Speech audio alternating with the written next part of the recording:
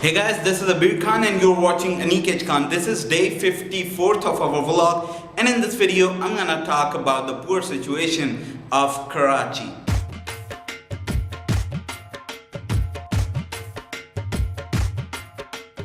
If you guys have the little bit knowledge about Pakistan, you might know that Karachi is the hub of the economy of Pakistan. For the past few months, there are a few political parties that have gained attention. But that's not because they're good political plan, but because they want to divide Pakistan in different provinces. And the day before yesterday, one of my very close friends showed me a map in which they showed 13 different provinces of Pakistan. So what happened yesterday was there were a group of people who were against that. They came on the road, and what Karachi police did, so eventually 11 people got killed and plenty of them got wounded. So the situation in Karachi looks really grave. So I thought I should update you guys about what's going on in Karachi.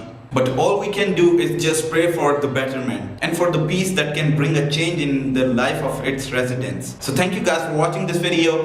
Hopefully I'll bring good news in my next vlog. So I'm signing out. Peace.